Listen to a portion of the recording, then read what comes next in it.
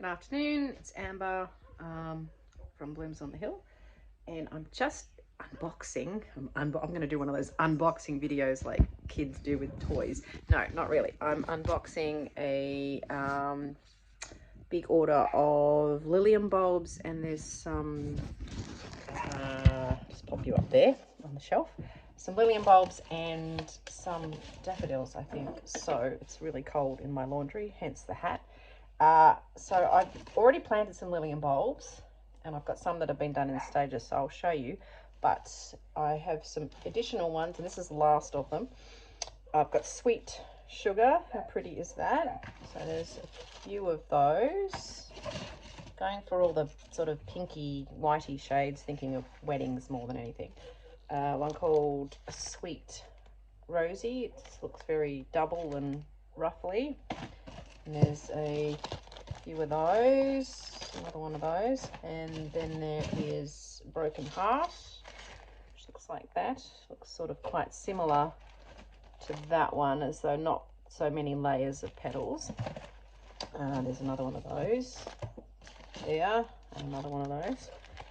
And there is also, am I missing one? It looks a bit like I might be missing one of the sweet sugar. Anyway, and then there is My Wedding, which is in white. So that looks nice. I have heard about this one on Let's Grow Girls podcast. There's a lady that, I can't remember what her name is, but a specific nursery in the UK that does liliums, apparently. Anyway, another one of those. So that's good. And then I got a big bag of Bridal Crown daffodils. So it's the end of July now, so these really should be in the ground, but I think I might get away with it. Apparently these Bridal Crown are a late flowering, so whether I get many flowers at all, I don't know. There's 100. I should go get them in the ground. It's quite late in the afternoon now, so whether or not I get any time today, but I've just picked them up from the post office, so I'll go and have a look at the other liliums. My naughty chickens are sitting on the, you shouldn't be up there, girls. Hop into the, there you go, in you get. Oh yeah, naughty. So my bed of liliums is over on this side. I'm trying to keep perennials sort of on the outside of the garden at this point. But here's some that were planted obviously earlier, and they've come up nicely. There's one here that's been knocked over by the puppy, and I think one here too, and there's a piece of it over there that could have been, there's a wombat visiting, which is very annoying, but these are coming up well. There's more in here, and then where this stick, lopsided stick, that's the empty part, so I'll put the rest in there. The daffodils are here. These are new for this year. Something's been going past and munching on those. Well done. Obviously the stupid wombat. There's more in here. There's a stick. And this part is free, so I can put some more in there. In terms of pests, I don't have rabbits, I don't have deer. I do have a fox that digs up bulbs. It certainly did it last year, but I have a wombat. So there's where it's been walking. Thank you, it pooped on my lettuce.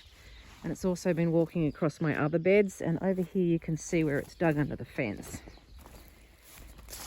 See, massive big hole. So wombats are really big and heavy, and they make a huge mess of everything. There's actually some big footsteps, footprints over here. You can see how far down they've gone. Can only assume it's a wombat. It actually dug part of my sweet pea bed here up as well, so it's going to have to disappear, that wombat, I think. Try and relocate it somehow. Right, I'm going to plant these liliums now.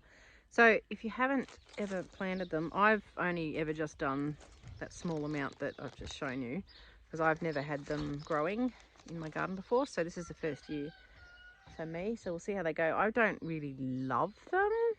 There's lots of other flowers I like more, but as I haven't had much to do with them, I might find that I do really like them, so we'll see how they go. They are a perennial, so you can put them in, keep them in. I think they might multiply. I'm assuming they do, all bulbs do, so they might need shifting around in the future. But if you haven't had them, apparently when you harvest them, you need to leave about 1/3 of the plant still on so that you leave enough foliage there that can die back after they're done, okay, so that can all just die back, and then the sugars and energy can go back into the bulb so that they come back next year. So it does say on here that they do get quite tall, between 120 to 150 centimeters tall. You can have them in pots as well. So anyway, I just am trying to put more perennial things in. That's why I've got these. Okay, so maybe depending on how well these go, we might get some more for next year. But we'll start with this, and let's put the rest of these in the ground. They probably won't fill the remainder of this space, which is okay. It just leaves me a bit of room. I can put other things in there for the moment, and maybe next year fill it out. So there's only one bulb in each packet. I thought there might have been 3, but I can't remember how many I ordered, so I could even be missing one, to be honest. I can't remember. I have to look at my invoice. But that's the bulb. As you can see, obviously the hairy bits are the roots, so they need to go down. And it looks a little bit like a clove of garlic, like a whole garlic bulb. So yeah, I'm just going to sit them, and then I have these ones I've got fairly close together. So I'm just going to lay them out before I put them in the ground. Okay, I've just laid those ones out. That's all there is in this lot, but there should be heaps in there, hopefully. And those ones, I think where they've been snapped off, I have a feeling that they won't flower. Take the whole top off them, because I'm pretty sure they only produce the one flower spike at the top, which it's not just one flower in most cases. I think it's a few flowers, but I think they might be ruined, which is annoying. I'm keeping these as far up this end because there has been the wombat walking along here, as well as a wombat poo. They're so annoying. Anyway, it's quite destructive, so hopefully we can remove the wombat. But I'm just going to pop these under the ground, so put them down so there's 5 centimeters of soil over the top. It's probably a bit difficult to see what I'm doing, but hello bulb, and I'm just like digging a hole with my hand and whacking them in the hole. Cover them over. Easy. It's getting really cold. It's after 4 o'clock, and it always just, temperature just plummets after it's 4. Right, they're in. That was pretty easy. It does say on the little ticket there to, if you can move them, but make sure that you let the foliage die right back after they've flowered. So yeah, so that's just to store all the sugars and everything into the bulb, just so that it will flower for you next year. Otherwise you'll be wasting your time. That puppy's barking. She wants to come out. Now I'm going to plant those daffodil bulbs behind those other ones, and hopefully they won't get destroyed by the damn wombat. Let's stick here. So I've got bulbs in up to here, obviously. So I'm just going to start where I left off.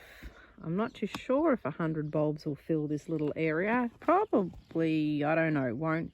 Your guess is as good as mine. So I'm just going to lay them out and see, and then I'll whack them in. I'll put them fairly close together, and if there's any space, I can always put something in the back, I guess. It's like opening up a bag of lollies. Look at that. Look at all the bulbs, and they're sprouting. I've filled the whole bed, just a tiny bit, but we're not going to put anything else in there. So the tricky part now is to wiggle all of these under the soil.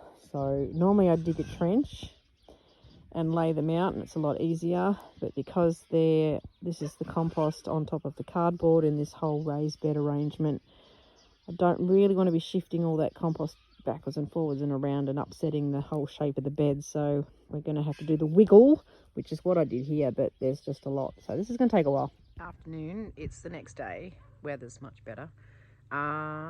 My battery ran out yesterday when I was doing the bulbs, so it literally ran out in my last little section of video. Hubby is just getting the sheep. You see, you might be able to see them behind me. No, they're up that way. Oh, there they are. They're up there somewhere. Anyway, we'll find them. They're coming in to be drenched. So they've been shorn. Everything here's been shorn. So they need to be drenched for worms. So that's what's happening. At the moment, we just have to get them from over the back. And I'm gate man, opening a few gates along the way, and then just setting the yards up so that they can come down and be in the right spot. And there they are up there on the hill. The dog's up there bringing them down. And there's a few more up here.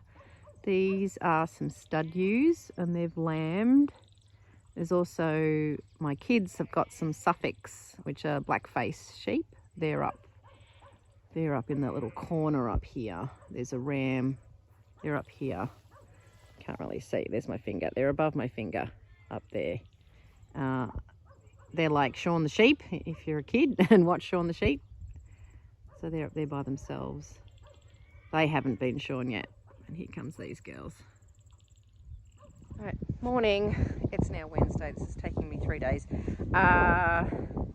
So yes, yesterday got sheep in, drenched them, and then had to feed some cows when it was getting dark. I had to take the tractor up and do that, which was fun. I don't really like driving the tractor really, particularly in the dark. And where I have to put the hay bale, I feel like I'm clinging to the side of the cliff. Anyway, it was all good. So I'll show you these daffs. Look, they're just in the ground in here. So this whole area, they've all been planted. There's some little shoots poking through, but that's how they would have been if they'd been put in a lot earlier. So look forward to those. They took up the rest of that bed space. And the liliums are in over here. Haven't seen that wombat again. I did put a cage randomly to block a hole, and I've put a couple of pots over there to block some other holes. It seems to have deterred it for the moment, but however long that happens, I don't know. I did try and pop out a few times to see if I could see him, but anyway, hopefully he's got bored of this area. I doubt it though. In other updated kind of news, the bride that I'm doing the wedding for at the start of November, which is this huge wedding, she is wanting to pay her 50% deposit now. So if you're planning on doing someone's wedding, make sure that you do get a deposit at some point, whether you have it when they order the flowers, which could be, you know, a year in advance, or whether you have it a couple of months before or whatever. My standard thing is generally at least a month before, if not 2.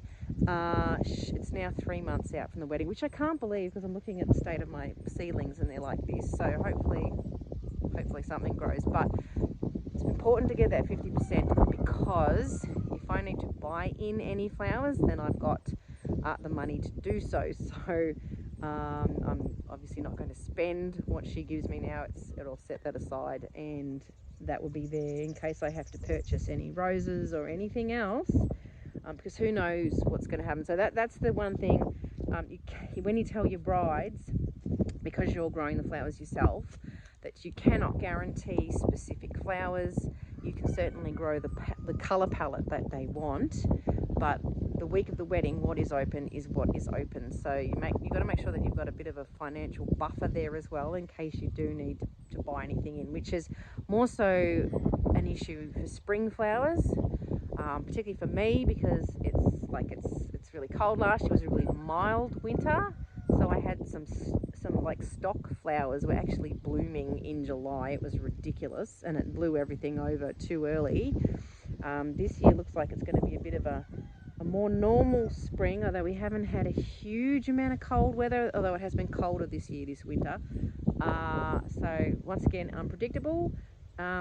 Summer weddings, of course, are a lot easier, but still there could be a big hailstorm and blow everything out. So just give yourself that 50% deposit at least. It does help. Anyway, I'm going to finish up and I'll catch you next time. Have a good rest of the week. It's a nice day. Hopefully the weather starts improving. See ya.